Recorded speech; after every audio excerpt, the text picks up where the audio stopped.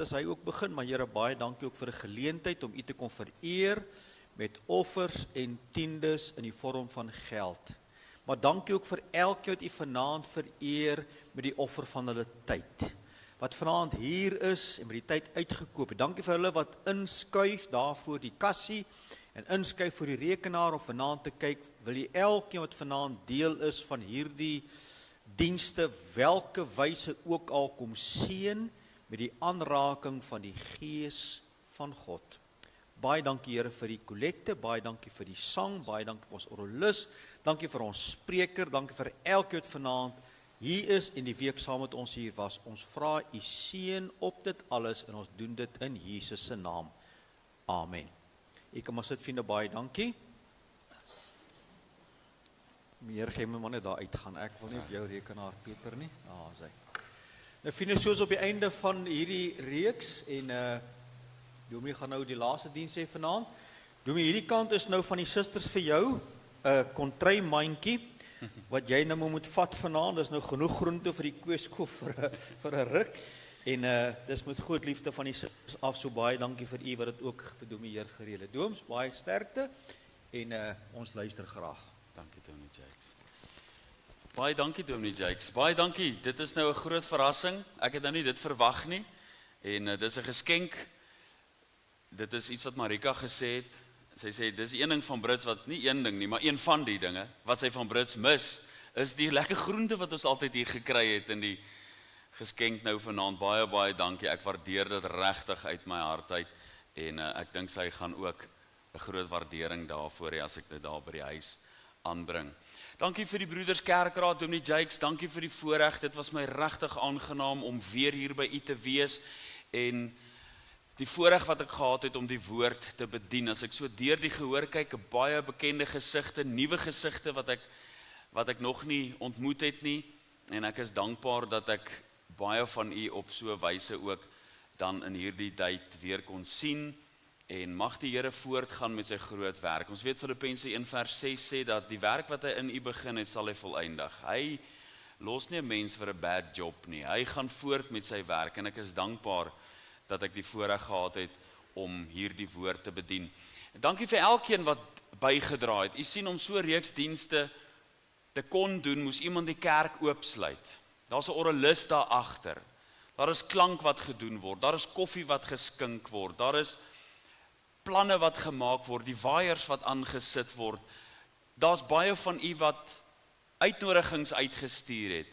Miskien mense wat nie dalk fisies hier is nie, maar wat op die internet inskakel. Dankie vir u elkeen wat moeite gedoen het. Ek het van lankal af, dan sien ek so op die WhatsApp statusse mense wat hierdie boodskappe en hierdie dienste geadverteer het. En regtig baie baie dankie vir u elkeen wat dit moontlik gemaak het. Van u wat so getrou was om die dienste ook by te woon, ek het regtig 'n groot waardering vir u elkeen. En mag die Here u ryklik seën. Kom ons word net stil voor die Here en dan bid ons saam. Here, laat die woorde van my mond en die oordeenkinge van my hart welbehaaglik wees voor u aangesig, o Here, my rots en my verlosser. Gemeente, genade, vrede en barmhartigheid van God ons hemelse Vader en van Jesus Christus sy enige gebore seun word aan u geskenk en mag dit ook ryklik vermenigvuldig word deur die kragvolle werkinge van die Heilige Gees van God. Amen. Voordat ek vergeet, as daar nou 'n gebed is wat u vir die kweekskool kan bid, dan is dit nou gebed 10:2. Dit is Lukas 10 vers 2 wat sê, bid dan die Here van die oes dat hy arbeiders in sy oes sal uitstuur. Daar by die ingangsportaal gaan u van hierdie kaartjies kry, maar dis net vir mense wat regtig erns daarvan sal maak om te bid vir die kweekskool. Nie net te bid vir die kweekskool nie, maar 'n spesifieke gebed. En dit is dat die Here arbeiders in die oesland sal uitstuur. Maar ook nie eers so wyd en algemeen nie, dat die Here vanuit hierdie gemeente arbeiders in die oesveld sal uitstuur. As jy so enetjie vat, hier agterop staan, hiermee verbind ek my om die Here in gebed te vertrou om 2 arbeiders elke 10 jaar vanuit ons gemeente te roep. Jy sien, dis nou Lukas 10 vers 2, dis gebed 10:2, dit is 2 arbeiders elke 10 jaar. Dis nie onmoontlik nie. As ek net vir u 'n kort getuienis kan gee, in die tyd wat ons hier in Brits was, het die Here 'n paar mense geroep vir voltydse diens, en selfs toe ons weg is, het Gerard Kreur nog in die bediening ingegaan, en ek kom in Wonderboom gemeente, en nou het ek hier die begeerte, dat die Here ook arbeiders vanuit Wonderboom gemeente sal roep. En vir 3 jaar gebeur daar niks nie. Maar daar's 'n tannie in die gemeente in Wonderboom, tannie Deline Waterson.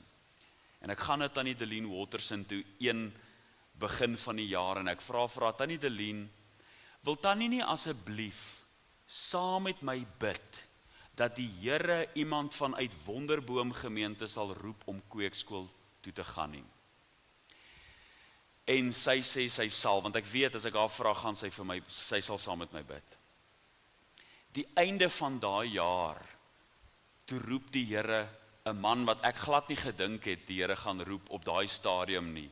John Rick Helm, wat vandag 'n 5de jaar is in Bethel gemeente, hy's besig met sy internskapjaar. Daai volgende jaar gaan ek weer in die begin van die jaar na tannie Deline toe. Ek sê, tannie Deline, wil tannie nie asseblief weer saam met my bid, dat die Here nog iemand uit ons gemeente sal roep vir voltydse diens. En nou begin ek kyk, ek wonder wie gaan die Here roep vir voltydse diens. En die persoon wat ek dalk gedink het, wel, dit het weer eens, partykeer die wat jy dink, die wat jy nie dink nie, die Here het sy eie plan. Ek gaan doen huisbesoek by iemand, en dis nuwe mense, ek ontmoet hulle daai aand eintlik op huisbesoek, ek het hulle nie die Sondag in die kerk gesien nie, en ek ontmoet hulle eintlik toe nou maar op huisbesoek, en doen huisbesoek by hulle, en toe ek nou net so al wil gaan, toe sê hy vir my, dominee, daar's iets wat ek vir dominee wil sê. Ek sê ja, hy sê hy wonder of die Here hom nie roep vir voltydse diens nie. Hy's nie eers 'n gemeentelid nie. Ek sê vir hom wel, begin die bid hier bywoon, begin saam inskakel en vertrou die Here, ek sal saam met jou bid. Dit is Hennig van Wyk wat nou 'n 4de jaar op kweekskool is. Die Here roep 2 broers, Emje en Henlo, hulle is nou beide 2dejaars op kweekskool. As ons die Here vertrou, dan sal hy arbeiders in die Oesland uitstuur. Daar's gemeentes in ons kerk, daar's 13, 14, ek dink dit mag dalk al by die 15 gemeentes wees wat nie predikante het nie. Vakante gemeentes. Die Here sê, bid dan die Here van die oes. As ons hom vertrou, dan sal hy mense opwek. Dis net hy wat kan roep. Ons kan hulle nie roep nie. Dis God wat dit kan doen. Soos u vir die kweekskool wil bid, vat so enetjie en bid dat die Here arbeiders in die Oesland sal uitstuur vanuit hierdie gemeente. Nou ek het gisteraand vir u gesê dat ek 'n vraag wil antwoord. Nou blaai nou saam met my in die Bybel voordat ons by die skriflesing gaan kom en blaai na Openbaring 12 vers 6. Laat ons dit saam lees, dan sal u sien. En dan na Daniël 12 toe.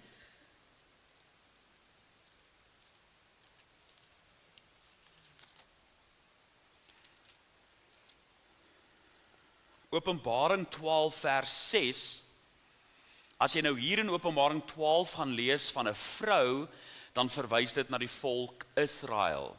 Want jy sal sien, hierdie vrou is met die son bekleed, en die maan was onder haar voete, en haar hoof het 12 sterre as 'n kroon gehad. En dit is nou natuurlik, as jy skrif met skrif vergelyk, en jy gaan na Genesis toe, dan sien jy die droom van Josef.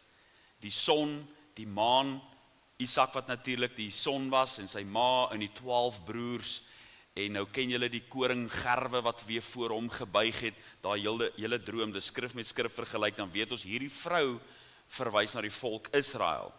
Nou lees ons in vers 6, en die vrou het na die woestyn gevlug, waar sy 'n plek het, wat deur God gereed gemaak is, dat hulle haar daar sou onderhou, 1260 dae lank. Hier verwys ons nou, het al gehoor van die plek Petra, waar sommige mense meen, dat die volk daar vir 1260 dae onderhou gaan word. In die middel van die groot verdrukking gaan daar iets gebeur.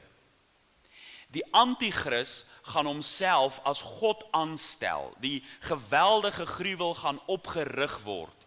En dan gaan die volk Israel se oë oopgaan, hulle gaan die anti-kris verwerp, en dan gaan die anti-kris jag maak op die volk Israel.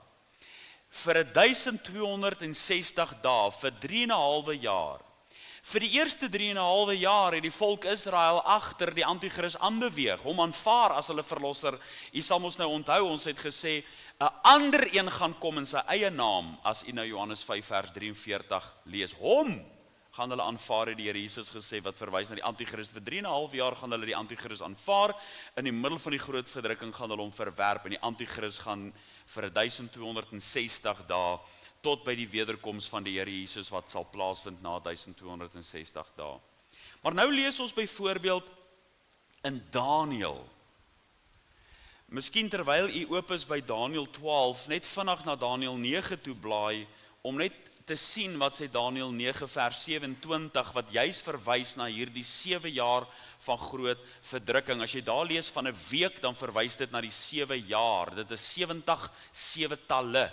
En dit verwys, elke week verwys na 7 jaar. Dis 490 jaar en hierdie laaste week wat sal aanbreek. Daniël 9 vers 27 sê, en hy is die anti-kris, dis nou al die een wat in die pragtige land gaan inkom en die verwoesting bring, en hy sal 1 week lank met baie 'n sterk verbond sluit, en gedurende die helfte van die week sal hy slagoffer en spysoffer laat ophou, en op die vleuel van gruwel sal daar 'n verwoester wees, en wel tot aan die einde, en wat vasbesluit is sal oor wat woes is uitgestort word. So wat gaan hier in die middel van die groot verdrukking gebeur? Onthou dis wat Paulus dan sê in 2 Tessalonisense 2 vers 4, hy gaan homself as God aanstel, die anti-kris. Maar nou lees ons Daniël 12 vers 11. So wanneer word die voortdurende offer afgeskaf? In die middel van die groot verdrukking. Kyk nou wat sê vers 11.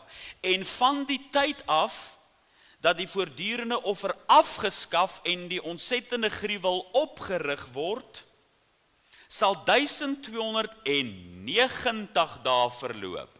Van die middel van die groot verdrukking, 1290 dae. Dan sê vers 12, welgeluksalig is hy wat bly verwag en 1335 dae bereik. Hier is nou 'n probleem. En die probleem is dat Openbaring sê van die middel van die groot verdrukking sal 1260 dae, maar Daniël sê 1290 dae, en dan praat hy sommer nog van 1335 dae. Wat is hier aan die gang? Hier's nie 'n fout nie. Die antwoord lê in Matteus 25. As jy die antwoord wil hê, dan moet jy blaai na Matteus 25 en wel vers 31. In Daniël hoofstuk 7 kry ons die term die seun van die mens. U ken hierdie term, en dat die teken van die seun van die mens in die wolke sal verskyn. Dit verwys na die wederkoms. Jesus se wederkoms. Nou is die vraag, wanneer het Jesus gesê, sal hy op die troon van Dawid sit? Onthou, ons het gisteraand vinnig gepraat oor die 1000 jaar van vrede, waarby ons nie in diepte stil staan by hierdie reeks nie. Wanneer is dit die koninkryk van God? Is dit nou? Is ons nou maar in 'n figuurlike koninkryk? 'n soort geestelike koninkryk waar Jesus eintlik maar net op die troon van jou hart regeer? Wel, as ons nou teologies wil word, vra ons die vraag, is Jesus tans die koning? Dan gaan ons sê, ja, hy is die koning, maar hy is eintlik nou die hoëpriester. Hy is besig nou om vir ons in te tree by die Vader. Maar wat gebeur by sy wederkoms? Wat gebeur in Openbaring 19 vers 1 tot 10 by die bruilof van die Lam? Dan is dit ook die kroningsplegtigheid. Hy is die priester, die profeet en die koning, maar hy beklee hierdie ampte nie tergelykertyd nie. Toe hy op aarde was, toe was hy die profeet. In hierdie sin, dat hy gesê het, ek het nie uit myself gepraat nie, ek het net kom sê wat die Vader vir my gesê het om te sê. Is hy die koning? Natuurlik. Is hy die hoëpriester? Natuurlik. Hy het die offer gebring en daar het hy die hoëpriester vir ons geword en hy het gaan intree. Maar wanneer hy terugkeer, dan kom hy as die koning van die konings. Nie met sy eerste koms het hy gekom as die koning van die konings nie. Was hy die koning? Dit is amper soos Dawid wat al gesalf was as koning, maar dit is eers toe Saul uit die weg is dat hy die koning geword het in daardie sin. Wanneer hy terugkeer, hoor nou wat sê Jesus, wanneer gaan hy op die troon van Dawid sit? Vers 31 van Matteus 25. Dis Jesus aan die woord met sy profetiese rede. En wanneer die Seun van die mens in sy heerlikheid kom, en al die heilige engele saam met hom, dan sal hy op sy heerlike troon sit. Daar sê hy dit, in jou Bybel. Hy sê dit. Dis wanneer hy op die troon gaan sit. Nou, hier kom die antwoord. En voor hom sal al die nasies versamel word, en hy sal hulle van mekaar afskei, soos die herder die skape van die bokke afskei, en hy sal die skape aan sy regterhand en die bokke aan sy linkerhand sit. Dan sal die koning vir die wat aan sy regterhand is sê, kom julle geseëndes van my Vader, beerf die koninkryk wat vir julle berei is van die grondlegging van die wêreld af. Jy kan nou verder lees, waar hy praat van die wat vir hom water gegee het, deur aan sy diensknegte dit te gee en so meer. Maar hier gee die Here Jesus die antwoord. Daar's sommige mense wat, soos ek gisteraand gesê, die koninkryk is net in jou kop. Dis net 'n geestelike koninkryk. Dis nie so nie. Hier sê Jesus self, as hy terugkom, dan sal hy op die troon van Dawid sit. Hy gaan nie dan weer weg nie. Hoor mooi, hy gaan terugkeer, hy gaan die weermagte by Armageddon verslaan, hy gaan op die Olyfberg sy voet op die aarde plaas. Sagaria 14 vers 4. Die Olyfberg gaan in 2 skeur. Dis wat die Bybel ons leer. Nou is daar profeseë in Esegiel wat dit vir ons laat blyk dat die Here Jesus dan, wanneer hy op die Olyfberg sy voete gaan sit, deur die oospoort gaan loop. Die oospoort is vanaand toegemessel. Hulle ken die profeseë en hulle het hom toegemessel. Nou is daar mense wat beweer met die aardbewing gaan die oospoort oopskeur. Hoe dit ook al sy, wanneer die Here Jesus van die Olyfberg afbeweeg, gaan hy deur die oospoort binne beweeg en wat gaan hy dan doen? Wat is the first order of business? Dan gaan hy op die troon van Dawid sit. Dan gaan hy die nasies voor hom versamel. Mevrou Wilma het korrek opgemerk, sy bestudeer die Bybel, dan kom sy agter, die koninkryk begin nie dadelik nie. Sy is heeltemal reg. Hier's iets wat gebeur net voordat die koninkryk in aanvang neem. En dit is wat ons die skaap en die bok nasie oordeel noem. Dis waar hierdie tye ook vandaan kom. Nou is dit belangrik om raak te sien. Al 3 hierdie tye wat genoem word is korrek. Van die middel van die groot verdrukking tot by Jesus se verskyning, wanneer hy sy voet op die Olyfberg gaan sit, is 1260 dae. Net soos Openbaring 12 vers 6 sê.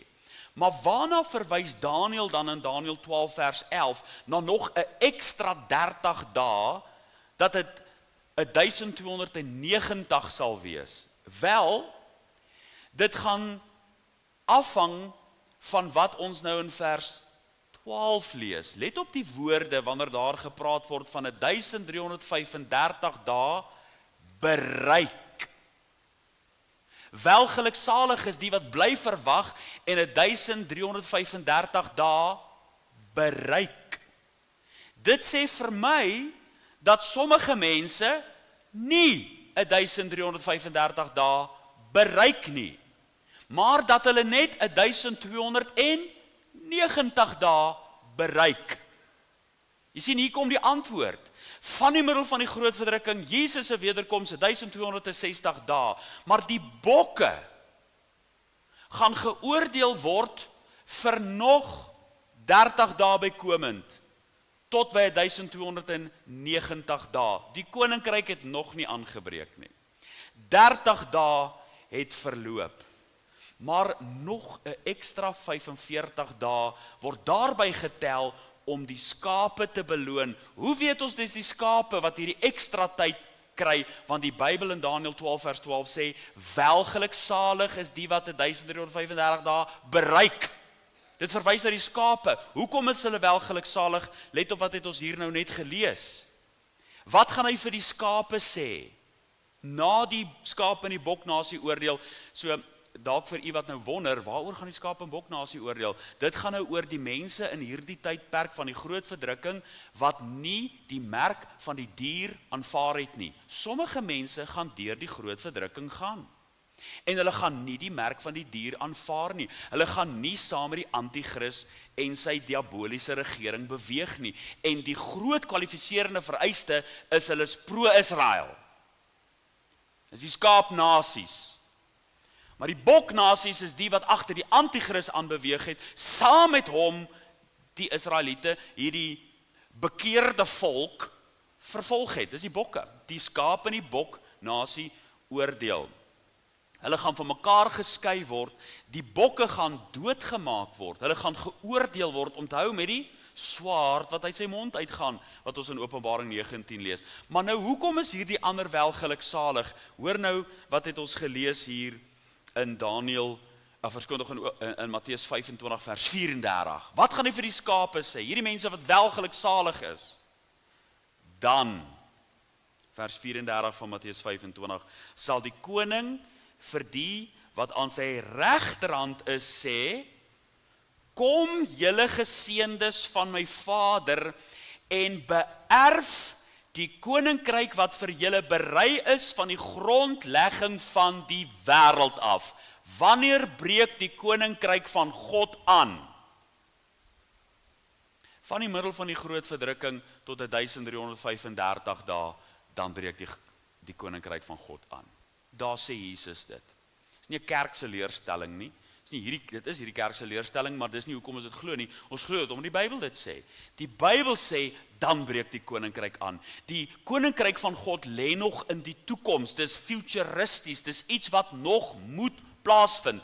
Ons is nou besig om mense te versamel vir die koninkryk van God. Daar's 'n teologie wat baie gevaarlik is, en dit is die Kingdom Now teologie. Van julle het al van dit gehoor. Hulle sê ons moet nou al die koninkryk regkry, en die Messias kom eers na die koninkryk. Dis ook wat ons postmillennialisme noem. Hulle glo ons moet die duiwel is nou gebind, en ons vestig nou God se koninkryk op aarde. My liewe vriende, die duiwel is nie gebind nie. Julle weet wat sê die Bybel. Dominee Ad Olwagen het gesê, as die duiwel gebind is hy seker met 'n baie lang ketting gebind, want hy kom ons almal by. Ons leef nie nou in die koninkryk nie. Die duiwel loop rond soos 'n brullende leeu. Nou sê die postmillennialiste vir my, ja, maar Jesus het die duiwel aan die kruis gebind. Dis nie waar nie. Hy's nie gebind aan die kruis nie, hy's oorwin aan die kruis. Dis 'n groot verskil. En hier lees ons, wanneer gaan die koninkryk aanbreek? Jesus het gesê, wanneer hy terugkom. Onthou, die disippels het hom gevra, gaan een hierdie dae die koninkryk vir Israel weer oprig? Wat het Jesus gesê? Wanneer ek terugkeer, dan gaan ek vir die skape sê, kom julle geseëndes van my Vader, beerwe die koninkryk wat vir julle berei is van die grondlegging van die wêreld af. Al drie hierdie getalle is reg. 1260 dae, dan kom Jesus terug van die middel van die groot verdrukking af. Die wegraping vind hier plaas, 7 jaar gaan verloop van die middel van die groot verdrukking af, 1260 dae. Die bokke gaan geoordeel word nog 'n ekstra 30 dae. Die skape gaan beloon word in hierdie tyd. Onthou nou die Bema klaar plaasgevind. Wat van die mense wat hier binne was, hulle gaan daar beloon word. En dan gaan hulle hoor kom in die koninkryk van die Here. So uiteindelik, dis my altyd kosbaar om te sien, hy vat 30 dae om die bokke te oordeel, maar hy vat langer om te seën. Dis altyd kosbaar, die seën van die Here, meer, langer.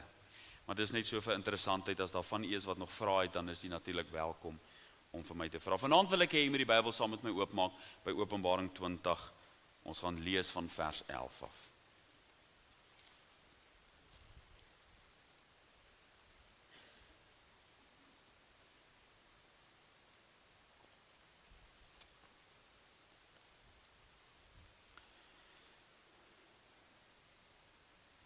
Die kronologie van Openbaring baie belangrik.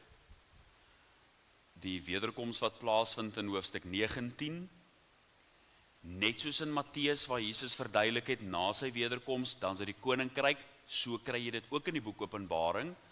In Openbaring 20, dan begin wat? Na Openbaring 19 die koninkryk, die beskrywing van die 1000-jarige vrederyk.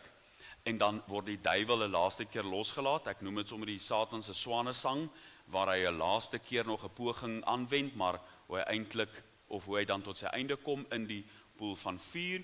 En dan vers 11 lees ons van die oordeelsdag, na die 1000 jaar van vrede. As jy nou Openbaring 20 vers 5 gaan lees, gaan jy sien, en die ander dode het nie herleef totdat die 1000 jaar voleindig is nie. Nou praat ons van die ander dode, die wat buite Christus gesterf het.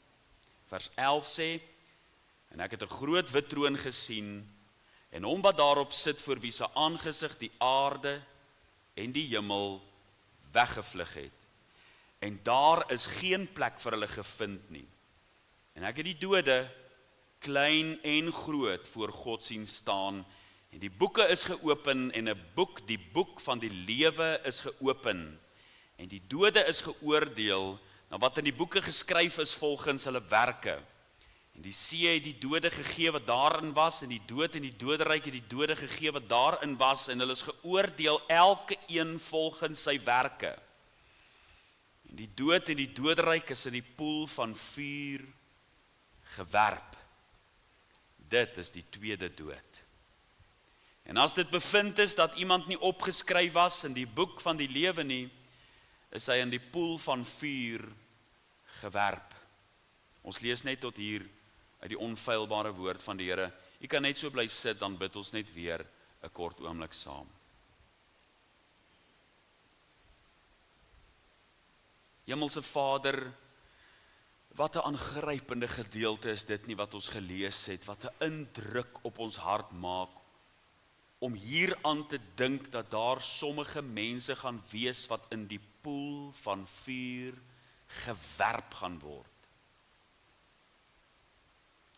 Wat 'n verskriklike gedagte is dit nie. 'n Gedagte waar teen die postmoderne mens skram, weg van hulle af probeer druk, nie wil dink aan hierdie geweldige dag van oordeel nie. O Here, ek bid dat U ons oë sal oopmaak om die realiteit van hierdie dag te begryp. Vir ons as kinders van die Here, dat dit ons in die hart sal ruk om alles te doen om mense vir Jesus Christus te win, die saad te saai van die evangelie. Ek bid daarby saam, Here, dat as hier iemand is wat nog nie gered is nie, dat U juis hierdie boodskap, hierdie waarheid in iemand se hart lewend sal maak, dat hulle gered sal word. Vir die wat gered is, dat hulle plan sal maak om die evangelie te verkondig. Vir die wat nog nie gewederbaar is nie, dat U vanaand nuwe lewe vir so 'n hart, vir so 'n persoon sal skenk. Here, ons bid dit in die naam van Jesus. Amen. Dit is vers 11 wat ons gelees het wat sê, en ek het 'n groot wit troon gesien. Hierdie woorde bring ons uit by die oordeelsdag. Wanneer ons hierdie dag bereik, dan is dit nou die laaste dag. Dit is die heel laaste dag. Na hierdie dag breek die ewigheid aan. Nooit weer sal die son opkom nie. Dit is dan verby. Daar sal nie meer 'n son wees nie. Nooit weer sal die maan die glans van die son reflekteer nie. Nooit weer sal die voeltjies in die oggend fluit nie. Nooit weer sal die hoenderhaan kraai nie. Jong mense gaan nie meer verlief word nie.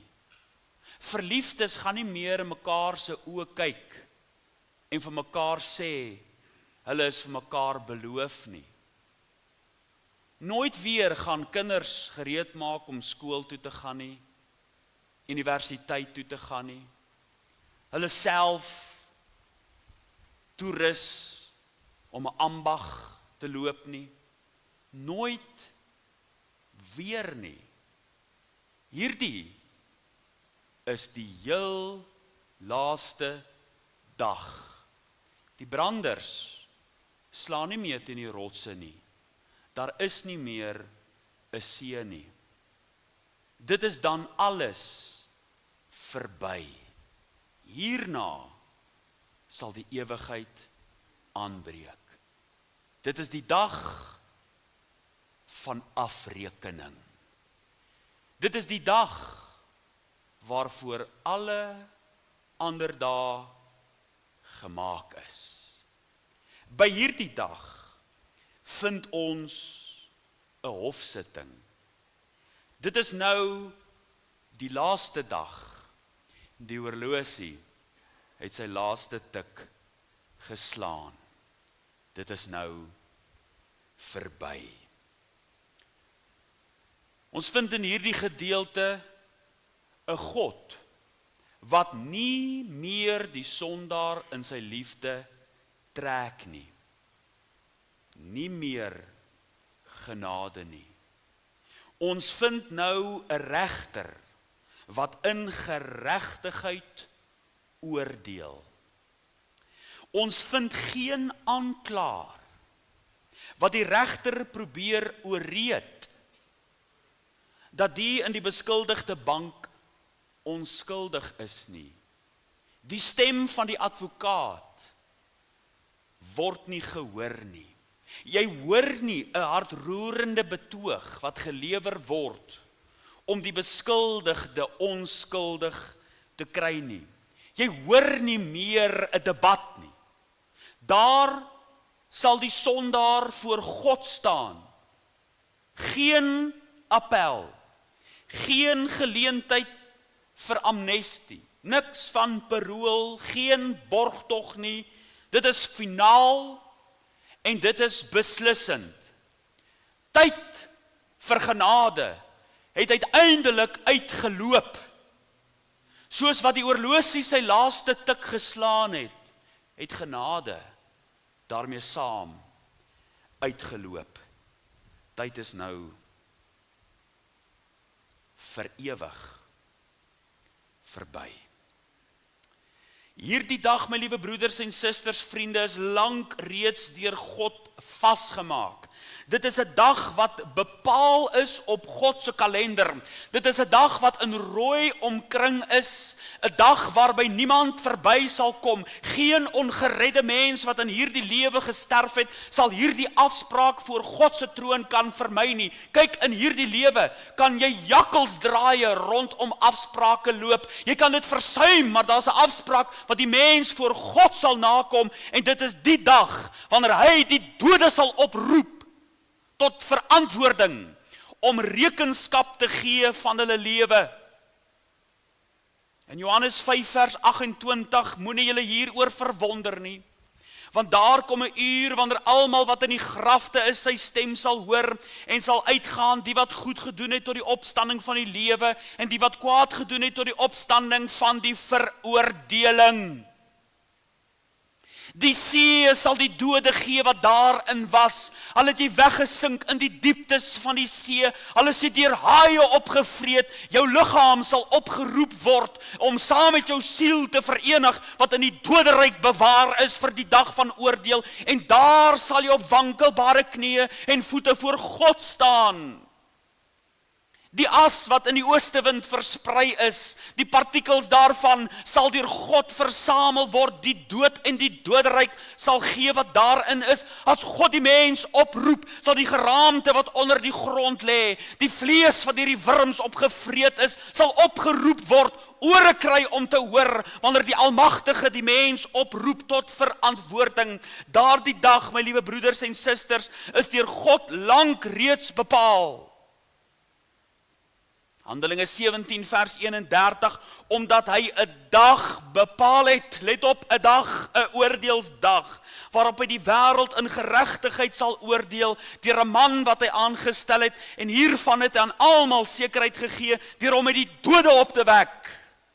Sekerheid, so seker as wat Jesus uit die dood uit opgewek is, so seker sal die oordeel plaasvind. Niemand sal daarby kan wegkom nie. Die Here Jesus sê in Matteus 23 vers 33 vir die fariseërs en die skrifgeleerdes, die sadduseërs, diegene wat hulle harte verhard het teenoor hom, slange addergeslag, hoe sal julle die oordeel ontvlug?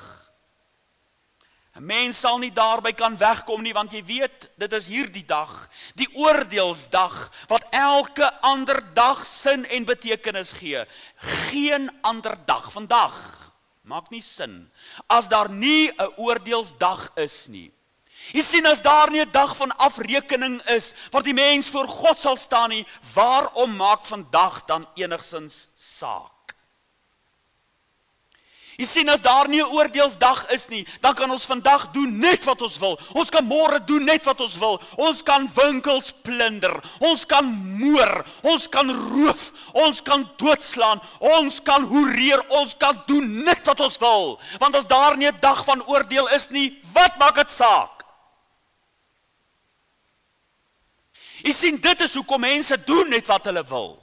Dit is hoekom mense roekeloos lewe, want hulle weet nie, of hulle dink nie, of hulle besef nie, of hulle ignoreer dit moedswillig, dat daar 'n dag van oordeel sal wees.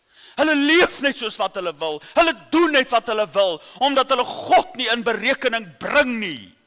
Dis hoe dit was in die dae van Noag, dis hoe dit was in die dae van Lot. Hulle het geëet en gedrink en getrou en geplant en alles gedoen, en die huwelik uitgegee. Dis nie verkeerd om te eet nie, dis nie verkeerd om te trou nie, maar hulle het al hierdie goeders gedink, en nie gedink dat God hulle sal oordeel nie.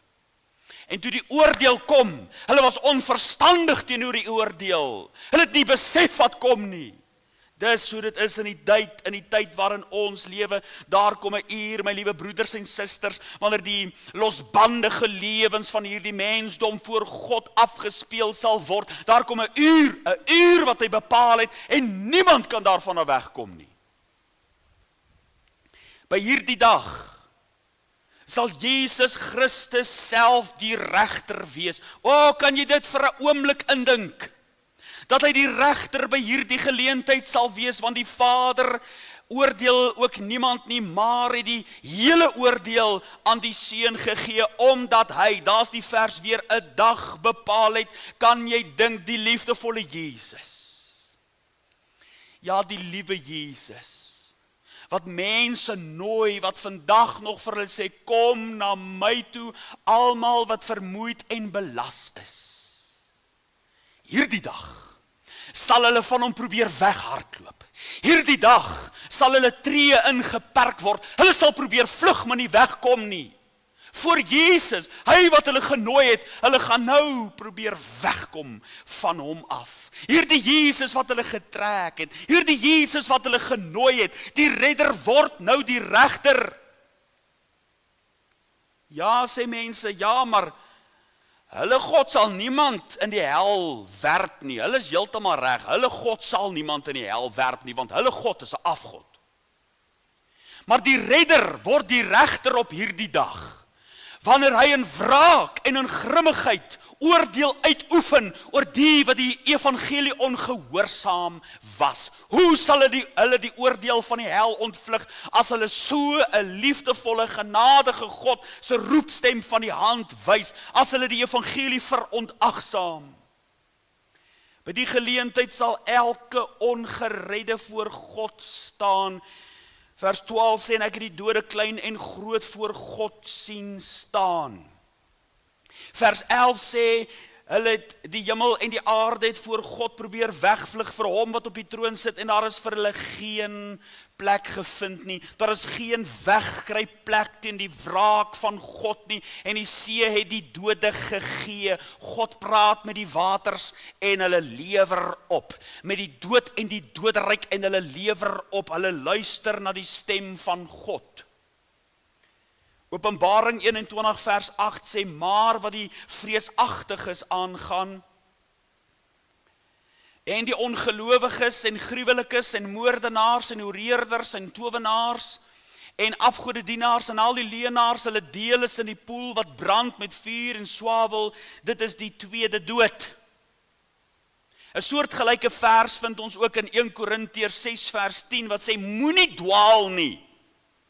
God laat hom nie bespot nie. Hy sê geen hoereerders of afgodedienaars of egbrekers of wellustelinge of sodomiete of diewe of gierigaards of dronkaards of kwaadsprekers of rowers sal die koninkryk van God beerwe nie.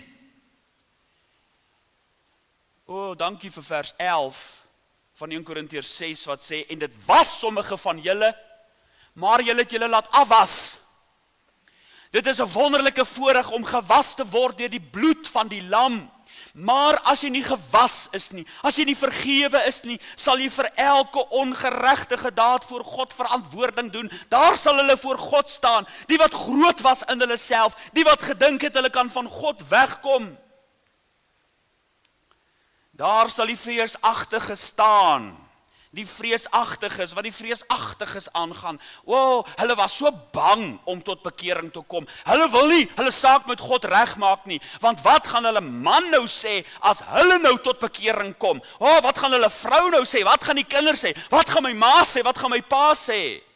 Ek ken mense wat al gehoor het, wat vir my gesê het, waar hulle pa vir hulle sê, luister, as jy nou met hierdie ding kom van wedergeboorte en tot bekering kom, dan onterf ek jou.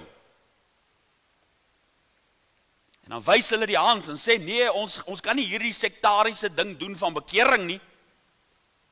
Luister my liewe vriende, daar's mense wat vreesagtig is, hulle is bang vir mense, hulle is bang wat mense gaan dink, daar gaan hulle voor God staan, want hulle moes hom gevrees het.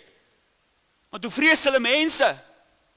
Lukas 12 vers 4 tot 5 sê, en ek sê vir julle my vriende, moenie vrees vir die wat die liggaam doodmaak en daarna niks meer kan doen nie, maar ek sal julle wys wie julle moet vrees. Vrees hom, wat nadat hy doodgemaak is by magte is om in die hel te werp. Ja, ek sê vir julle, vrees hom. En u moet vanaand my baie mooi hoor, ek vrees ook God eerder voordat ek u vrees. Vir 'n mens wat sê, maar die dominee is dan vanaand te kwaai.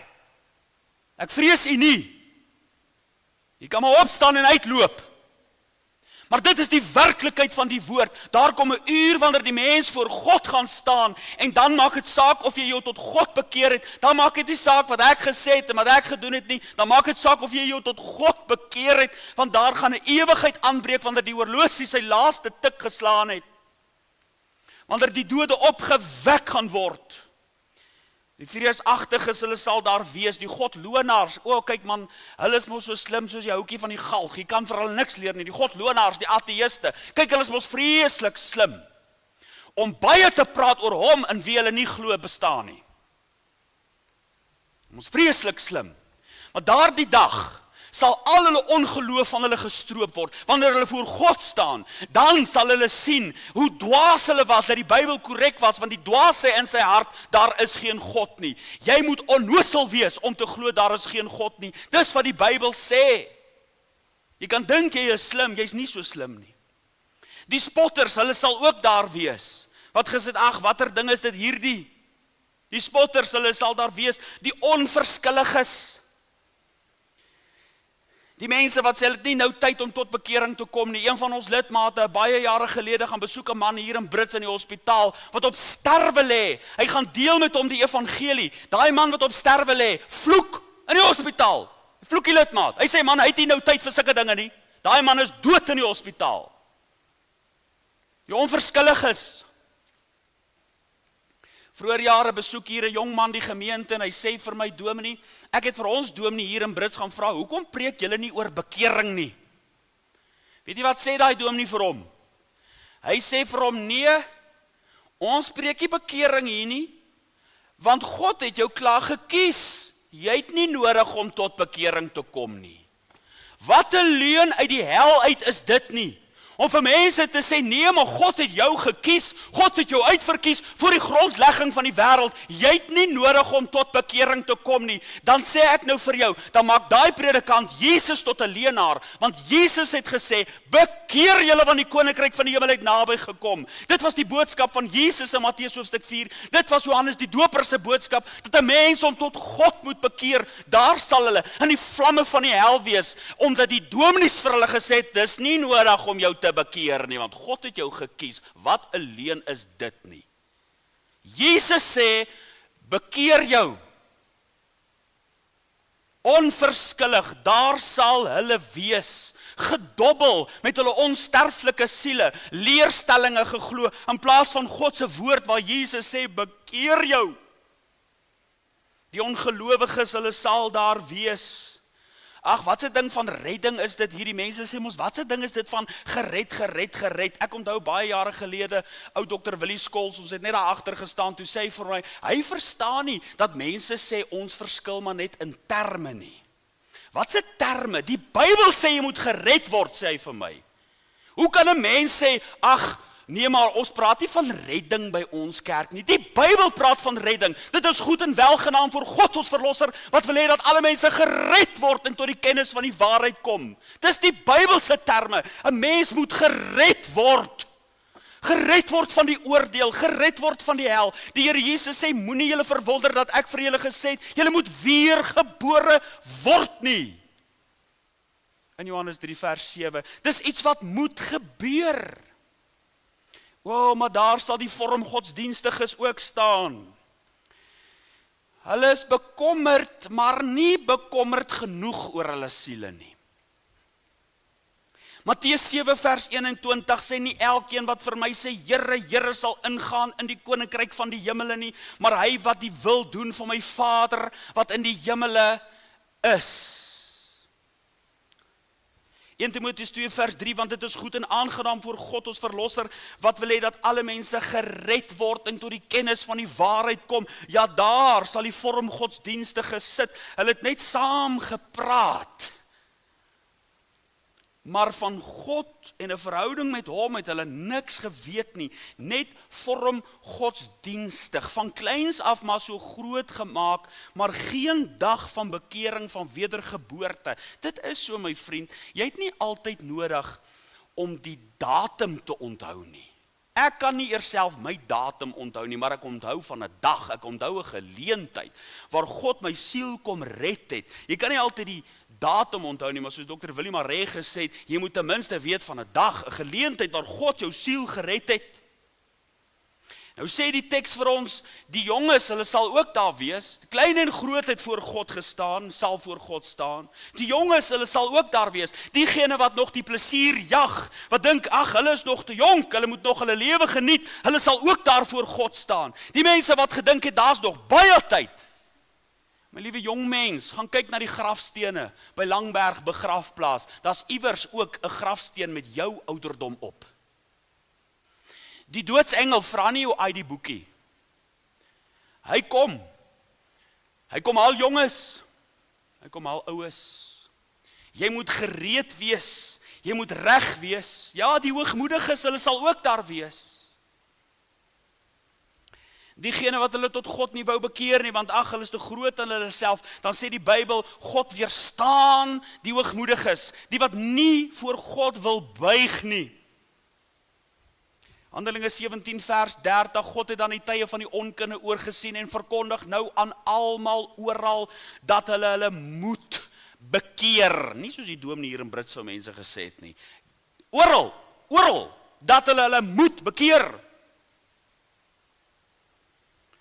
Elke dag, wat 'n mens in sy ongeredde toestand voort bly lewe, elke dag, beweeg hy nader, elke minuut, elke sekond, beweeg hy nader aan die oordeel wat oor hom hang. Soos 'n bloedhond op jou spoor, dit sal jou inhaal. Daar sal getuies by hierdie geleentheid wees, by hierdie hofsitting op die laaste dag. Geen advokaat nie, maar daar sal getuies wees, die stof wat vanaand op my skoene lê. sal teen iemand getuig wat in hierdie diens sit of regstreeks inluister of later na hierdie boodskap luister, maar steeds hulle tot God nie bekeer nie. Die stof wat op my skoene lê, sal opgeroep word as 'n getuie teen jou. Markus 6 vers 11, en almal wat julle nie ontvang of na julle luister nie, gaan daarvan weg en skud die stof onder julle voete af tot 'n getuienis teen hulle. God sal stof 'n mond gee om te praat. Die stof was hier. Die bakstene, die houtbalke, Habakuk 2 vers 11, want die steen uit die muur roep en die balk uit die timerasie gee hom antwoord. Die struktuur van hierdie gebou, die bakstene en die mure sal getuig van elke keer wat die evangelie van Gods genade van hierdie kansel afgegaan het, dat siele hulle tot bekering moet kom, dat mense hulle saak met God moet regmaak. Hierdie bakstene sal monde kry om aan God antwoord te gee, ja, ek was daar. Toe daar in Brits die evangelie gedeel is, en daardie man, daardie vrou, het onaangeroer by die deur uitgegaan, hulle saak met God nie reggemaak nie. Die bakstene sal antwoord gee, die Bybel sal antwoord aan God op daardie dag gee. Johannes 12 vers 48, wie my verwerp en my woorde nie aanneem nie, het een wat hom oordeel, die woord wat ek gespreek het, sal hom oordeel in die laaste dag. God se woord gaan teen jou getuig. Maar weet jy wat? Jou eie woorde ook. Ek het al gehoor dat mense sê, ja, die dag as hulle voor God staan, het hulle 'n paar dinge om met God uit te sorteer. Luister, jou eie tong gaan teen jou praat. Jou eie tong wat jy nou so godslasterlike dinge spreek om te dink, jy gaan vir God 'n ding of twee sê, daardie dag sal jou tong teen jou praat. En jy sal verantwoording doen vir elke ydelle woord. Matteus 12 vers 36, maar ek sê vir julle, dat van elke ydelle woord wat die mens praat, daarvan moet hulle rekenskap gee in die oordeelsdag, sê Matteus 12 vers 36, jou woorde gaan teen jou praat, jy gaan wens, jy kan jou tong afbyt. Jy gaan nie wegkom nie. Elke ydelle woord, elke vloekwoord, elke leuen wat nie vergewe is nie, van die wieg tot die graf, elke woord wat jy gesê is wat nie gewas is deur die bloed van die lam nie, daar sal hulle staan, juis omdat hulle nie gewas is deur die bloed van die lam nie. Hulle is nie afgewas, soos 1 Korintiërs 6 vers 11 sê nie. Hulle het voortgegaan in hulle ongeregtigheid. Jy sien, mense dink as my man my net nie gesien het nie, mense dink as my vrou my net nie gesien het nie, as die polisie my net nie gesien het nie, as die buurman my net nie gesien het nie, daar is 'n God in die hemel wat sien, irrelevant of ander mense jou sien, of wat hulle dalk sien of doen. Daardie dag wag God vir hulle. Op aarde kan jy dink, mense kom weg met moord. Luister, God wag vir hulle. 1 Timoteus 5 vers 24, die sondes van sommige mense is baie duidelik sigbaar en gaan voor hulle uit tot die oordeel, maar volg ander eers agterna. Sommige mense kan jy duidelik sien, is groot sondaars, maar ander, hulle ongeregtigheid is nie so duidelik sigbaar nie. Al die ydelle woorde wat hulle spreek, al die leuns wat hulle versprei, al die kinderstories wat hulle rondswaai soos vere in die lug, alles wat hulle doen, wat hulle agter geheime, agter geslote deure doen, in die duisternis doen, is nie so sigbaar nie, maar God sien dit, hy is lig, niks is vir hom duisternis nie, en by die geleentheid sal dit voor hulle uitgaan, dit staan daar en wag vir hulle in die oordeelsdag, as hulle voor God staan, dan staan hulle sonde ook daar, alles voor God sigbaar. Prediker 12 vers 14, want God sal elke werk bring in die gering, wat kom oor al die verborgde dinge, goed of sleg. Romeine 2 vers 16, in die dag wanneer God die verborgde dinge van die mense deur Jesus Christus oordeel. Die verborgde dinge oordeel. Dr. Wilder Penfield van die voormalige bestuurder van die Neurologiese Instituut in Montreal in Canada.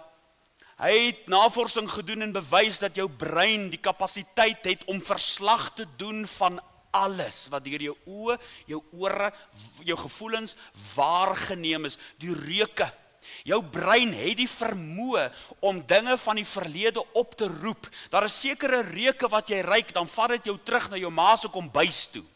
Daar is sekere reuke wat jy ruik, dan vat dit jou terug na die graad 1 klas toe, as jy die vetkruid ruik. Jou brein het die vermoë om alles op te roep met 'n klankbaan en video kompleet. Onder die regte situasie kan jou brein dinge oproep wat jy dink jy het al vergeet. Jou filing system is dalk 'n bietjie deurmekaar. Jy dink jy kan nie alles onthou nie, maar daar is sekere dinge wat opgeroep kan word gegee die regte situasie. My liewe broeders en susters, as jou brein hierdie vermoë het, hoeveel te meer sal God nie die vermoë het om wat hy van die wieg tot die graf gedoen het, op te roep, alles, dat dit soos 'n rolprent vir jou sal afspeel. God het die vermoë om dit te doen. Daar is geen kans vir 'n sondaar om weg te kom nie, niks nie, ek kan nie. Alles sal verdoemend teen hom wees, alles. En die uiteinde is die poel wat brand met vuur en swavel. Ek hoor op 'n stadium 'n predikant wat sê, mense moenie mense bang maak met die hel nie. Dat die predikant vanaand vir julle sê, die mens beter bang wees vir die hel. Dit is God se ewige oordeel.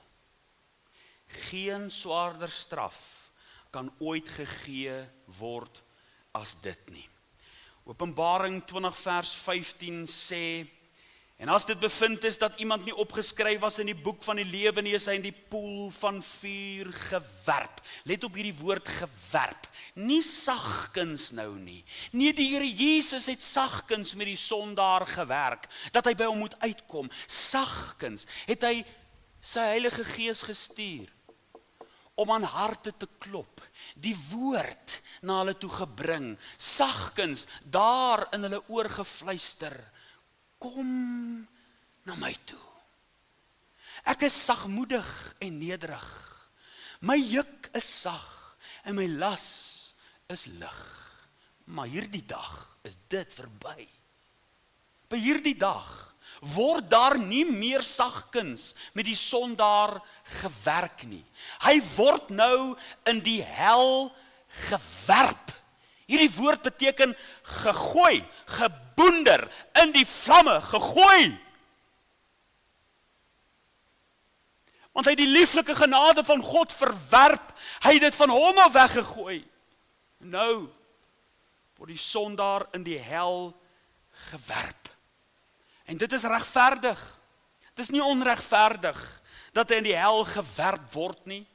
Die reddende genade van God het aan alle mense verskyn. Niemand gaan daarvoor God kan sê, wel, ek is onskuldig nie. Psalm 9 vers 9 sê, en hy self sal die wêreld oordeel in geregtigheid en die volke vonnis met reg.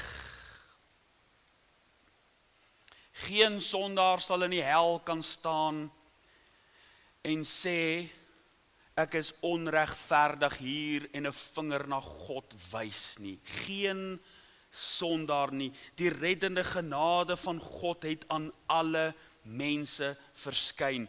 Kans op geleentheid op geleentheid, en moenie so bekommerd wees oor diegene nou daar diep donker in Afrika wat jy sê nog nooit die evangelie gehoor het nie. Luister man, die evangelie gaan oor die hele wêreld uit, sê Romeine 10 vers 18. Ek lê as 'n jong seun en ek het so op 'n Saterdagmiddag nadat ek rugby gespeel het, die oggend lê ek op die bank en ek raak so half van die slaap, en daai tyd het jy nog sport gekyk en dan het hulle Mnet oorgeswaai na die gewone kanaal toe, en ek hoor daar's 'n televisieprogram en dis een of ander Chinese karate fliek, jy kan nie eers hoor wat hulle sê nie, maar toe daai een vloek, toe gebruik hy die naam van Jesus in China. Hy praat Chinees, hy praat Mandarijn, maar toe hy vloek, toe gebruik hy die naam van Jesus. Waar kom hy aan daai naam? Hy ken die naam van Jesus.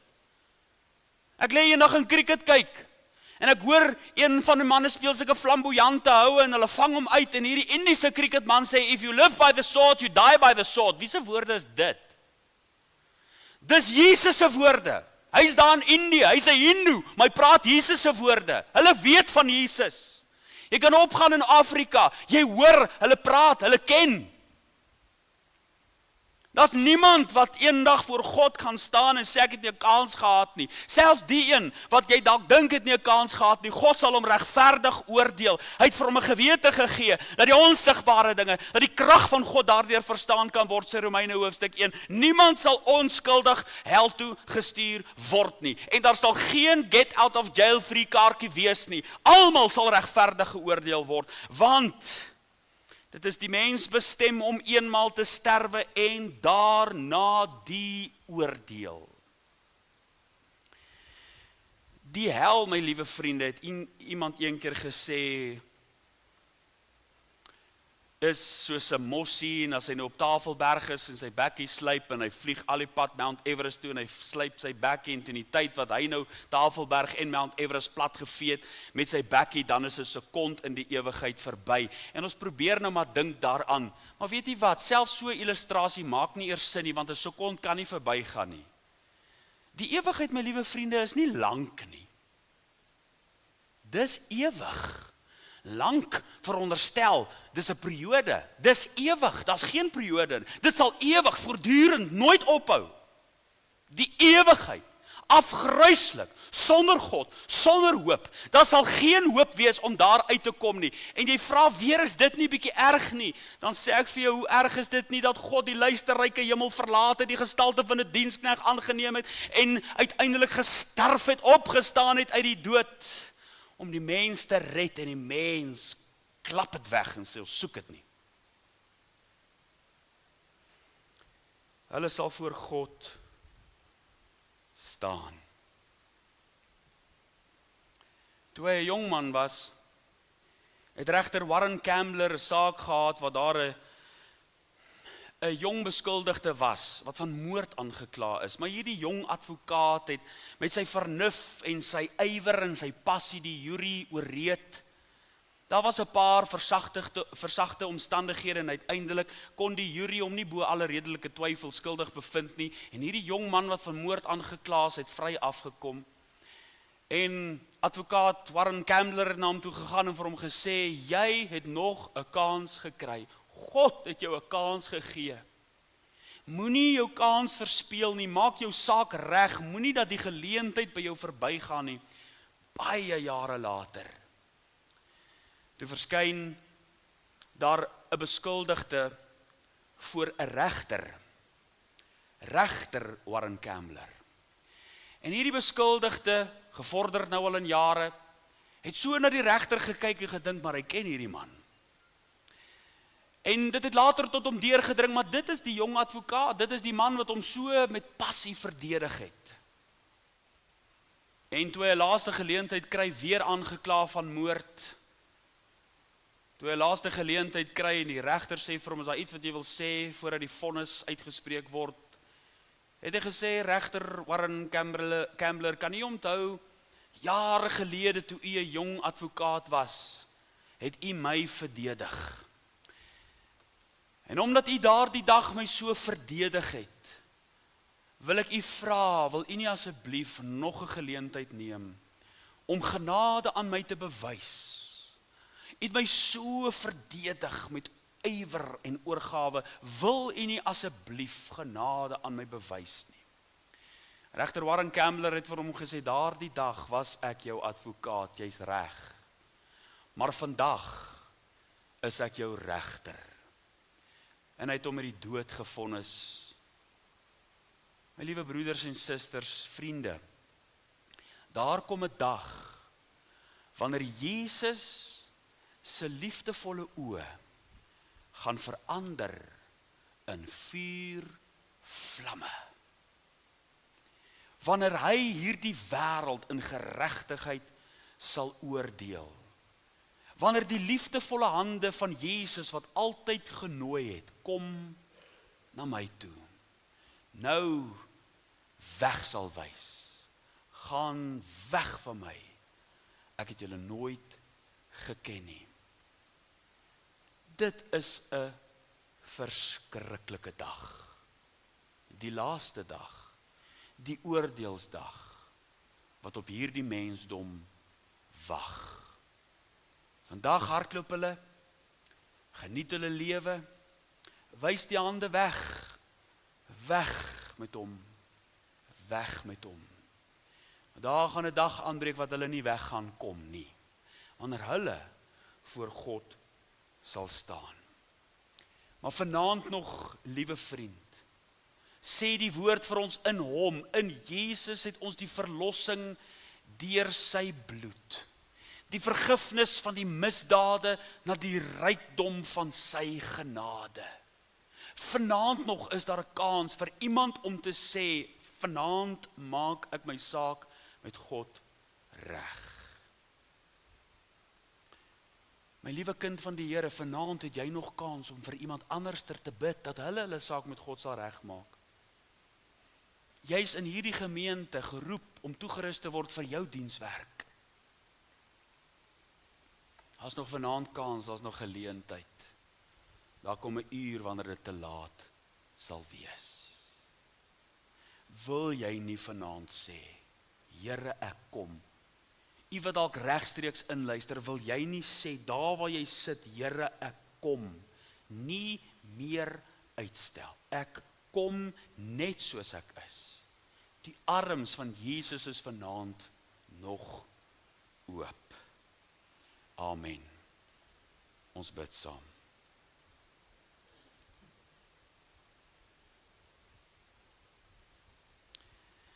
Hemelse Vader, ek bid vir iemand wat in hierdie diens sit, of wat regstreeks inluister, om nie nog uit te stel nie. Dat hulle vanaand hulle saak met U sal regmaak. Dat U hulle sal nooi en trek. Dat hulle bewerige bene eerder nou bewe en vorentoe kom om hulle saak met God reg te maak. Of hulle telefoon optel en Dominee Jakes bel of my bel of iemand kontak om te sê, help my om by Jesus uit te kom. Eerder nou bangerig, bewerig kom, as wat eendag voor God staan met knieë wat gaan knak en spyt dat hulle dit nooit gedoen het nie. O Here, ek bid vir reddingsgenade. Ek bid dit in Jesus naam. Amen. Ek wil jou tog uitnooi, as hier iemand vanaand is wat sê, jy's nie seker of jou saak met God reg is nie, wil jy nie na die tyd hier voorkom sit nie. Ek gaan uitbeweeg soontoe en die mense groet wat huis toe gaan, maar wil jy nie kom agterbly nie? Dominee Jakes is ook hier, ons wil jou graag help, dat jy ook jou saak met God sal regmaak. Dit is 'n uitnodiging, dis nie iets om oor skaam te wees nie, jy's regtig welkom. Daar was 'n dag gewees wat ek uitgegaan het, wat Dominee Albert Woest, ek was nog 'n jong laaitie, wat 'n uitnodiging gemaak het, en ek het uitgegaan, ek het na hom toe gegaan en gesê, ek wil ook my saak met Jesus regmaak. Dis nie iets om oor bang te wees nie. Jy kan vanaand sê, ek wil my saak met God regmaak. Jy gaan sien 'n vreemde ding gebeur. Jou kop gaan vir jou sê, jy moet vorentoe kom en jou bene gaan wil uitloop. Daar's 'n stryd in jou binneste. Maar doen die regte ding. Moenie 'n kans vat nie. Kom sit hier voor, ek gaan jou help. Dominee Jakes kan jou help. Daar's 'n geleentheid om reg te maak vanaand. Een kosbare siel en die hemele sal vanaand juig.